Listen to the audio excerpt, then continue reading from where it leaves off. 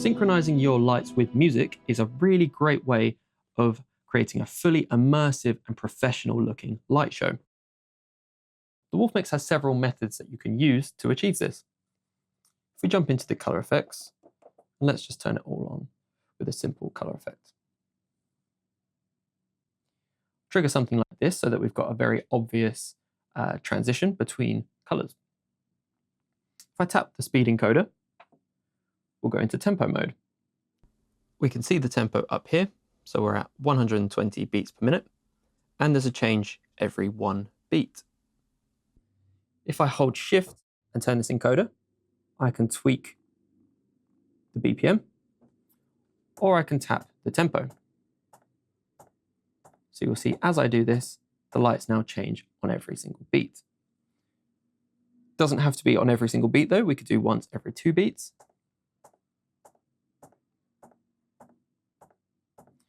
We could do once every 4 beats, 8 beats, every half beat, quarter beat, 8th or 16th beat. You can also adjust the tempo from the home screen. If you tap the little tempo button up here, we can now adjust the tempo manually. So let's say we know I'm at about 110 beats per minute. So I'll set that here and I'll tap the BPM button once, and now we are fully in sync.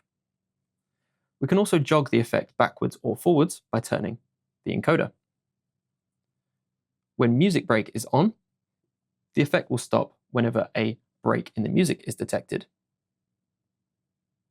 So you can see, as I'm now silent, the microphone is detecting a break and it is stopping the effect.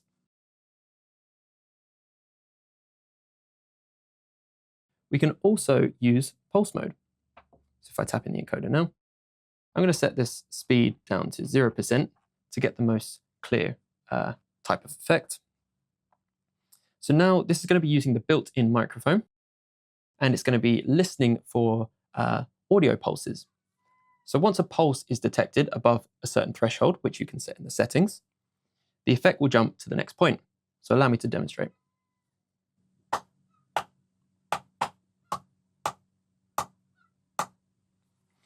There we go.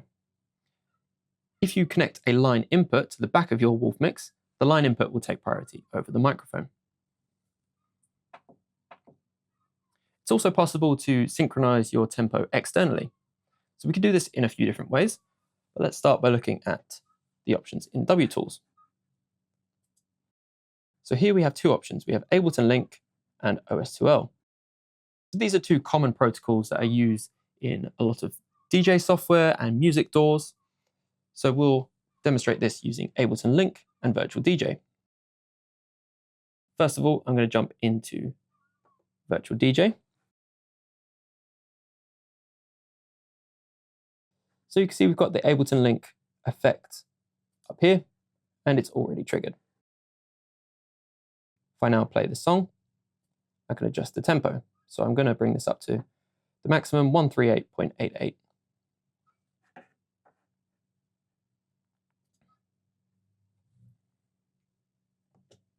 We now go back into WTools and enable Ableton Link.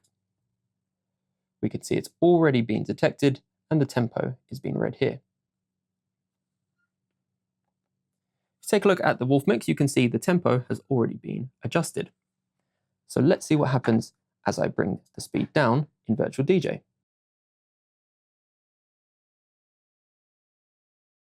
There we go. So you can see that the Wolfmix is now following the tempo that is being set by Virtual DJ. So it's important to know that Ableton Link and OS2L, whilst they are used across a lot of different platforms, the implementation is often slightly different. So it's good to check your software's user manual or some tutorials for further guidance.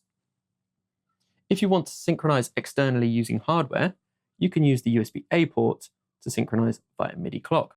So as soon as a MIDI Clock signal is detected via the USB-A, that will take priority over the tempo. And there we go, that's how you can synchronize your Wolfmix with music.